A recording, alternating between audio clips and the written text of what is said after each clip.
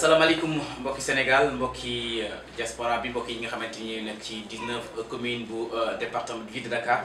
maa ngi am mbégte contentement tey di leen di nuyu di leen am tey mbégte di leen di benn gan bu xamante ni Sénégal yi foog naa ne yàkkamte ni ko lool ñu war a waxtaanee ci moom ak moom politique ak li mel ni technique de vote ni ñu voté mbokk yi ci commune bi ak ci ville bi Djiby Samba nekk secrétaire général du parti pour la nouvelle solidarité salaamaaleykum. maaleykum salaam maa ngi lay fay. nuyu Sénégalais yi xam si ñoo lay seetaan. maa ngi nuyu Sénégalais yi di nuyu téléspectateurs yi di nuyu internautes yi di leen wax ahlan wa sahlan. macha allah ahlan wa sahlan mbokki Actu SN au cœur de l' actualité tey Djiby Samba yow mi nekk secrétaire général du parti de la nouvelle solidarité tey boo doon présenté kan mooy Djiby Samba. maa ngi lay fay di kontaan effectivement avant may dugg ci présentation bi damay nuyu waat askan bi yëpp di nuyu le khalife général des Layènes di kontaan ci première sortie bi mu jagleel président de la république di ko ñaanal aussi moom yal na yan bi oyof ci kawam te mu yàgg ko téye lool di nuyu ndomb tànk yi ndomb tànk Yoff ak ndomb tànk Dakar yëpp maa ngi leen di nuyu di profiter aussi di féliciter di encourager le nouveau jaraaf bi nga xamante ne tey fal nañ ko ci Yoff muy jaraaf Papa Diagne donc maa ngi leen di nuyu ku ci nekk di la jox sa wàccuwaay. pour Djiby Samba. voilà donc pour wax man Djiby Samba maa ngi juddoo Yoff màgg fa yaroo fa. jànge fi aussi nekk secrétaire général du PNS parti pour la nouvelle solidarité nekk dans la mouvance présidentielle avec notre sous-coalition la CPE bi nga xamante ne maître Ousmane Seye moo ko jiite man ma nekk secrétaire exécutif bi. ñu nekk secrétaire exécutif PNS boobu ak coalition bi ngeen bokk kër bu nga xamante ne maître Ousmane Seye di avocat. ak lan nga ci mën lan moo la boole ak Abdoulaye Diouf Sarr. Abdoulaye Diouf Sarr li ñu boole dafa fort li ñu boole deret moo ñu boole deret moo ñu boole parce que sama cousin direct la d'ailleurs même fii ci kër gi am na fi turandoo avant muy nekk ministre donc mu fekk nag ñun ñaar ñëpp ñu nekk ci langue politique bi mu nekkoon ci benn wàll man ma nekk ci beneen wàll. wax naa la sànq ne la secrétaire général parti la bi nga xamante ne loolu nekkoon naa man directeur de cabinet bu mu xëy ci maire Yoff nekk officier d'état civil bi en même temps nekk conseiller municipal moom Abdoulaye Diouf Sarr mu am gis-gis ne man mi am naa position bu mu occupé sur le plan politique te moom yàlla aussi jox ko ndomb tànk yu bees mu fekkoon ne mooy directeur COUD à l'époque mu demandé pour que ma ñëw ànd ak moom ci politique bi nga xamante ne moom la dëgmal ci biir Yoff loolu tamit mu doonoon lu ma rafetlu lool parce que puisque ay mbokk lañ wax naa la mbokk deret la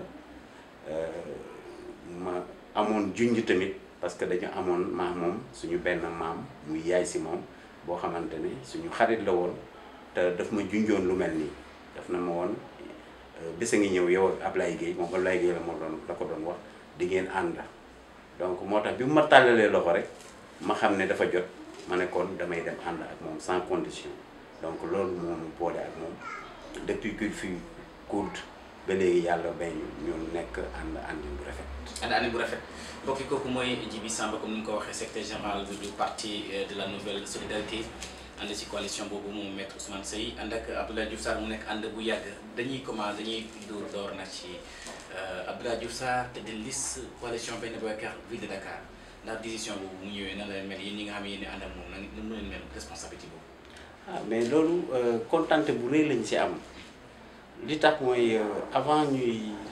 wax ni Macky Sall di ko wax ni ko yow laa tànn pour nga nekk suñu candidat ville de Dakar. booba candidat yi ñi bëggoon bari nañ te aussi wax bi bari woon na mais ñun gëmoon nañ ni ñoo amoon meilleur profil wala boog moom Abdoulaye Diouf Sarr moo amoon meilleur profil pour nekk le candidat parce que li ko wane dafa bari parce que ba gañe jotee président Macky Sall ba mu soxlaa di dagaan baatu askan wi si wàllu collectivité booba si giiram président Abdoulaye Diouf Sarr rek moo jël commune bu toll ni Yoff jox ko si Dakar donc loolu mooy woon argument bi nga xamante ne moo jiitu pour pousser ñu ne ñu yéene meilleur profit doon laaj leen Dakar njool leen beneen bi aussi muy juddu Dakaru juddoo fi màggee fi yaroo fi donc am aussi ay potentiel jaar fu nekk fu bëri foo xamante ni dafa war a mën a yor collectivité locale jaar na li ma ko mën a waxee maison des élus au temps de son oncle Mamadou Diop ba mu fa jógee jaar na chambre de commerce aussi bien celle de Dakar que celle de Kaolack ba mu fa jógee aussi ñëw na dugg ci politique bi yor le ministère des collectivités territoriales am lu bari loo xamante ne liggéey na ko fa donc ba mujj nii ci ministère de la santé et de l'action sociale donc jaar-jaaram yooyu yëpp nag laal vraiment ci collectivité territoriale donc mu war a mën a gën a laajaat mairie Dakar parce que am na profil bi complet donc bi ko président waxee nag ñun dañu ci ànd ak mbégte bu rëy ñu bokk ko ak suñu askan bi yëpp bokk ak waa Dakar bi yëpp mais nag ñu xam ne sas la nag sas boobu nag moo ñu interpellé moo tax ñu jóg taxaw pour vraiment demander Dakar bi yëpp tabba ko incha allah le 23 janvier à la ville de Dakar. gis na ne si Dakar ville Dakar boobu am na juróom-benni candidat yu nga xamante ni moom lay jongante moom nag mu nekk 6e man ndax programme bi nga xamante ni moom la Abdoulaye Diouf Sarr présenté sa xel dal na ci. bu baax a baax parce que li may wax c'est le meilleur candidat mais aussi il a le meilleur programme am boo ko dégloo nga gis ko la dernière fois ni mu ko présenté au niveau de King Fahd da ngay xam ne kii li ma la doon wax sànq lu mu maîtriser moom la yor parce que programme bi buy si poussé ba si biir di nga gis ne laal na li mu war a laal yëpp waaw donc dugg na si domaine éducation wax les cantines scolaires loolu Sénégal ku ñu proposé ne la sa doom incha allah dañ koy jël en charge ba nga xamante ne buy jàngee yow doo xalaat ndax xiif na wala mar na ndax lekk na wala naan na mais loolu dara fayu ko. donc boo si génnee éducation mu wax sport et loisir wax na sax ba jël ne club yi incha allah dañuy delluwaat à la base parce que équipe boo bëggee bu dëgër da ngay déparé sa club yi bu génnee ci sport bi bu dugg ci santé bi loolu du ma ci sori parce que il est actuel ministre de la santé et de l'action sociale donc xam na bu baax fan la collectivité locale bi maanaam la ville war a mën a sëgg ba suqali encore santé bi wax na ba wax l'hôpital des Parcelles Assainies comme Abass Ndao donc kooku donc maîtrise na loolu bi mu génnee ci loolu mu wax gouvernance financière mu ne incha allah dinañu def des redditions des comptes donc lépp loo xamante ne ville bi yor na ko dina expliquer askan bi fan la ko jëlee ak fan la koy dugal te loolu c'est une gouvernance vertueuse te loolu moom ku ko xam ne loolu la mas a nekk fépp fu mu mas a jaar bi mu génnee ci loolu donc mu wax aussi sur l'église bon les ni ma la ko mën a waxee sur l'église et les mosquées wax la mu fa na ma def donc wax aussi ci wàllu finance locale wax jàppale jigéen ñi wax aussi fan lay jëlee xaalis maanaam wax na boo wax emprunt mu ne emprunt nag boo koy def da ngay déggoo ak nguur gi da ngay déggoo ak état bi pour que mu mën la jàppale ba ëllëg soo amee jafe-jafe ñu seet na lañ koy fay donc boo xoolee vraiment il était dans son dada te dafa proposer vraiment programme boo xamante ni Dakar waa yëpp ñoo si gis seen bopp wax na si cadre de vie bi wax pavage yi de toutes les rues de Dakar ce qui est possible alors donc loolu bu ko waxee daf ñuy fàttali rek ba mu jaaree Cour la mu fa def si wàllu environnement waxuma sax éducation mais si wàllu dafa changer complètement xar kanamu Kould foo tourner gis ñu defar voirie bi defar gazon yi defar yooyu yëpp donc su ñëwee tey wax la ne la cadre de vie bi possible na mu paver toutes les rues c'est parce que xam na fi mu ko teg waaw parce que am na lu mu fi ñu jóge si loolu mu wax ville Dakar ville intelligente wax si wàllu wifi ak yeneen yooyu donc bàyyiwul benn pàcc kon kooku vraiment il a le meilleur programme pour les Dakar. Il a le meilleur programme pour le Dakar dañuy ñëw ci mbokk yi ki nga xamante ni moom mooy Djiby Samba secrétaire général bu parti de la nouvelle solidarité dañuy ñëw ba tey dañuy dugg ci li nga xamante ni constitution bi moo ko demandé mooy le vote est un droit constitutionnel ba tax ne mbokk yi ren jii ni dana am ci élection locale yi jëm ni am na ñaari façon ñu vote bu njëkk bi mooy li ñuy wax vote pour commune bi ak vote pour ville bi Djiby Samba lan mooy vote lan maanaam vote mooy lan. waaw vote boo ko déggee mooy tànn tànn nag dafa am façon tànnin te boo gisee aujourd'hui ma bëgg ñu xuus si loolu mooy sénégalais yi wala boog Dakar waay yi dañu desee xam vote bi nga xamante ne si lañ jëm nan la tëddee. très bien te loolu dafa am solo wax fa dëgg yàlla dafa am solo si mbir mi parce que nit bëgg na tànn ki mu bëgg a tànn ba tàyyi mais na mu ko defee moo yelloowul ak nañ ko bëggee ba vote ba day mujjee nax saay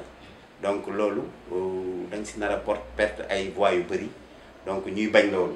donc buñ ko bañee nag dañuy bëgg vraiment nit ñi xam ne votu bi ñu jëm nii ñaari vote la bu njëkk bi da ngay jóg nga voter kii nga bëgg a voter si sa gox muy sa commune bu dee si suñu cas muy Benno Bokk Yaakaar donc Abdoulaye Diouf Sarr à Yoff boo fa génnee nga delluwaat si bañ gàcce bi ñëwaat tànnaat beneen xob toujours si li ñu concerné muy Benno Bokk Yaakaar muy xob bi Benno Bokk Yaakaar nga ñëw tànnaat ki nga bëgg a tànn ville muy Abdoulaye Diouf Sarr nga voté ville donc loolu bëggoon na mu leer si boppi nit ñi. très bien mbokk yi kooku dégg ngeen ko mu gën a leeral bon ñaari façon vote la vote ci commune bi ak vote ci ville bi yow mi nga xamante ya électeur bi émission bi dina la amal solo dans la mesure où bu fekkee ne ren ji jëm ni ci dimanche bi tolloog 23 janvier dafa am ñaari façon de voter am nga droit nga fal sa maire sa commune wante am nga droit fal sa ku nekk sa maire ci ville de Dakar mën nga gën a xuusalaat mbir yi maanaam yan instrument moo ko war a composer. voilà donc boo bëggee mën nañ def simulation bi parce que boo seetloo man en ce qui me concerne toujours mooy li may wax dañu am fii lu ñuy wax xobu Benno Bokk Yaakaar. waaw nii lay mel xob bi da ngay tànn ki nga bëgg da ngay tànn en ce qui me concerne Abdoulaye Diouf Sarr pour le cas de Yoff xob bi ngay jël après dinaa la wan soo ma ko mayee ni nga xamante ne noonu la ñuy def ba dugal ko si urne bi si caisse bi ñuy voté. ci caisse bi ñuy si voté urne bi waaw. d'accord léegi man nga expliquer waaw léegi électeur bi ci boppam moom dafa am ñaari façon vote maanaam vote pour commune bi ak vote pour ville bi léegi nan la war a def expliquer nii. voilà donc comme ni ma ko waxee rek mooy bu ñëwee pour voter pour commune bi dafay fekk ñu teg si table ji ay xob yu bëri mais li ma concerne man muy Benno Bokk Yaakaar su ma ñëwee xob bii laay jël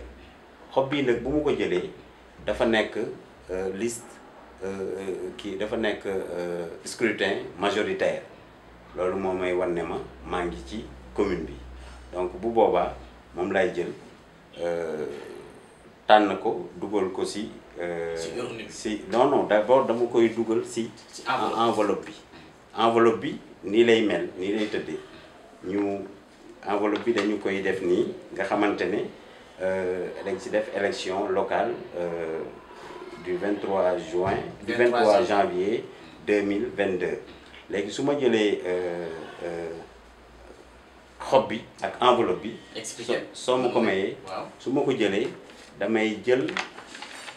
xob bi ma lem ko su ma ko lemee ba mu mën a dugg ci enveloppe bi bu ma ko lemee ba mu mën a dugg ci enveloppe bi ma dugal ko si enveloppe bi su ma ko si dugalee du ma ko coller parce que boo ko coller vote bi baaxatul maanaam yow li nga yéene woon pour Abdoulaye Diouf Sarr jàll baaxatul dama koy jël làmme bi ma dugal ko noonu si biir su ma ko dugalee si biir nii bu pare nag ma jóg dem voté ma dem votel ko pour la commune boobu commune la bi commune la concerné donc si laay jóg ma ñëw jël enveloppe bi ni ma ko leme du ma si def tamit ñaari xob parce que man nga yéene Abdoulaye Diouf Sarr ngañaay ba jël ay xob yu bari def si bu weesoo ñaari xob rek vote bi day nul maanaam baaxatul donc ni ma ko defee nii noonu laa koy jëlee rek ma dugal ko si urne bi donc lii boo ko defee rek voté nga pour Abdoulaye Diouf Sarr si commune bi léegi damay delluwaat dem jëli ji beneen xob boo xamante ne dama si bëgg votel sama même candidat pour ville de Dakar bi yoon léegi bu boobaa xob bi damay xool bu baax mu doon xob boo xamante ne mu ngi tudd proportionnel donc bu ma ko xoolee bii damay gis ne bii mooy dem pour Abdoulaye Diouf Sarr pour ville de Dakar su boobaa nag damay jëlaat ma def ni ma defoon mooy nan damay jëlaat xob bi ma lemaat ko lii yëpp nag may def maa ngi si mbañ gàcce gi mais bëgg ngeen xam ni mu demee moo tax ma wan leen ko nii mu ne fàng yéen ñëpp ngeen xam nan la ñuy watee bu boobaa ma jëlaat beneen enveloppe boo xamante ne def nañ si élection locale pour ville ma jël xob bi dugalaat ko si enveloppe bi su ma ko si dugalee aussi du ma jël ñaar du ma jël ñett pour bëgg Ablaye bari ay xob damay jël benn rek ma dugal ko su ma ko si jëlee ma tëjaat làmmiñ bi tamit du ma ko coller parce que boo ko coller vote ba day nul donc dama koy jël ma dugal làmmiñ bi si biir ba mu mel ni ku tëju te collewuñu ko donc boo xoolee mu mel ni dugal naa ko mu mel ni ku tëju te collewuñu ko ma demaat ba si urne bi xool fi may dugal bu baax ville de Dakar la mu ngi nii ma dugal enveloppe bi ba mu dugg si biir ma xam ne votel naa Abdoulaye Diouf Sarr pour ville de Dakar donc lii mooy li nga xamante ne mooy technique bii nga xamante ne bëggoon naa ko wan bokku téléspectateurs yi wan ko askanu Ndakaaru pour que ku nekk xam ne vote bi ñaar la te booy voté da ngay voté pour sa commune ah boo sa paree nga dem duggaat si mbañ gàcce yi ñëwaat voté pour la ville donc loolu laa amoon loo xamante ne bëggoon naa ko leeral di ko baaxee askan bi. jërëjëf bu fekkente ne Barthélémy Dias noonu la bu fekkee Sohady Wardini noonu la bu fekkee Mame Mbaye Niang loolu la ah bu fekkee ne Pape Diop it noonu la du noonu la. waaw noonu la war a demee. mais ñu bëri xamuñu ko moo tax may profité pour ñi nga xamante ne dañu ànd ak ñun muy Benno Bokk Yaakaar ma wan leen ni nga xamante ne noonu lañ ko war a defee ba incha allah le 23 janvier 2022 ñu ne vive Abdoulaye Diouf Sarr gagné na Yoff gagné na Dakar. gagné na Dakar mbokki kooku mooy Djiby Samba nekk secrétaire général du parti de la nouvelle solidarité nekk ci coalition mouvement présidentiel bi di ànd ak Abdoulaye Diouf Sarr moo doon expliquer les techniques de vote am na solo commune bi ak ville bi nan nga xëy demee parce que Dakar am na juróom-benni candidat yu koy xëccoo candidat bu nekk des fois souvent si 19 communes yi am nga candidat bu nekk am na ñu sa maire bu fa nekk maanaam commune bu nekk am nga benn bokk yaakaar am nga Yewwi Askan bi waaye am na yoo xamante ni gis nañ ni benn bokk yaakaar rek mooy ki nga xamante ni matal na juróom ci 19 communes yëpp ci ak Barthélémy Dias ak Yewwi Askan bi moom 19 communes yëpp am na fa ay représentants am na ay candidats yeneen parti rek dañoo xaw a complet ci mel ni Sénégal 2035 ci mel ni soit Wardini ku ci mel ni Pape Diop peut-être mataluwoon ci 19 yi ba tax ne explication bi am na solo trop mbokki téléspectateurs yi ñuy xoolal ci Actu-SN dañuy dem ba léegi mën ndax tey mën nga ñi lay seetaan nar la wooteel wala ne la seetaan nar la wooteel tey war la wooteel ñaas nga mu leen jox que Abdoulaye Diouf Sarr su bu ñu ko joxee Dakar mu def lu xamante Khalifa Babacar Sall defal ko fi woon def loo xamante Pape bi defal ko woon lan la ban promesse la wax. du ma ko sax tuddee promesse dama koy tuddee du ma wax it exploit mais dafay am doxalin bu bees parce que boo ko dégloo moom ci discours am dafay wax Dakar bu bees donc moom dafay indi incha allah lu bees te wax naa ko sànq si programme am bi ma décliné am na si lu bëri loo xamante ne lu dëgër la loo xamante ne Ndakaaru tey soxla na ko pour xar kanamam pour aussi moom objectif bi mu am Dakar nekk la meilleure ville au monde ce qui est possible donc loolu lu may teg si seen loxo la di leen inviter vraiment pour que ngeen voté ko ngeen votel ko le 23 janvier 2022. tey nekk ministre de la santé voilà nekk maire Dakar nekk maire Yoff est-ce que charge yooyu noonu du ko handicapé ba mu def war a def mission comme mu ngi ko waree benn nit am responsabilité yu bëri est-ce que Djiby foog nga loolu dina amal ay jafe-jafe moom en tant que Abdoulaye Diouf Sarr. non gawma ko dans la mesure où il a été comme vous le dites maire de Yoff ministre de la santé et de l'action sociale te maire Yoff fi mu ko yóbbu tey sori na soriyaay boo xamante ne kenn mënu la ko nettali te pourtant il avait ses charges mais loolu yëpp bu amee c'est parce que dafa bàyyi woon si maire bi le premier adjoint bi nga xamante ne dafa doon def à la lettre li mu ko sant ne ko nii laa bëgg commune bi doxe ko donc bu ko yàlla yóbboo feneen aussi dina doxale ni mu daan doxale wala nu ko gën. très bien question yu mujj yi liste parallèle yi ba nga xamante ni président Macky Sall cautionné na ko man ndax liste parallèle du la nekk betteel mu gagné maire yi. non du nekk mbetteel maanaam mënuñ ko xalaat sax pour que mu am. amul liste parallèle bu mën a génn fii si Ndakaaru di gagné mënul nekk. man nag lu ma jaaxal te loolu mën naa ko wax fii mooy nan la président mën a bàyyee ku mel ni Mame Mbaye Niang mu ne day def liste parallèle à Dakar te ak Dakar fi mu toll ak ni mu mel nga xamante ne ñëpp ñoo war a jàpp pour ñu jox ko président Macky Sall te ñëpp xam nañ ne entre Mame Mbaye Niang ak Abdoulaye Diouf Sarr y a pas photo donc man jamais def benn invite mooy demander au président de la République encore mieux le président de notre coalition Benno Bokk Yaakaar mu demander wala mu instruire Mame Mbaye Niang pour que mu retirer listam surtout sur Dakar. mais kooku mooy Djiby Samba. léegi sa kàddu yu mujj ci émission bi la accordé. xanaa di leen sant di leen gërëm di ñaan télé bi yàlla na jëm kanam. mais di def appel que ni actuellement nii carte électeurs yi commencé nañ ko joxe donc ñëpp ñi nga xamante ne dañu bëgg a voter Benno Bokk Yaakaar nañu daw gaaw dem ci préfecture yi récupérer seen carte. mooy sa kàddu yu mujj mbokk yi kooku mooy Djiby Samba nekk nag bras droit bu Abdoulaye Diouf Sarr mbokk yi. Abdoulaye Diouf Sarr saa dem bu Djiby Samba waxee rek moom jàpp na moo wax parce que da ko waxal wax lu xamante ni waxul antul loolu ba tax ne ci lu mel ni ville bi ak commune bi expliqué na léegi nag Djiby Samba nee na président Macky Sall yow retiré candidature Mame Mbaye Niang dem mën nga ko yow Macky Sall la mën nga loolu mbokk yi loolu lañ leen indi doon fi nga xamante ni mooy Actu 7 au cœur de l'actualité technique bi Galaye Cissé moo nekkoon ci technique bi merci beaucoup à la prochaine jërë ngeen jëf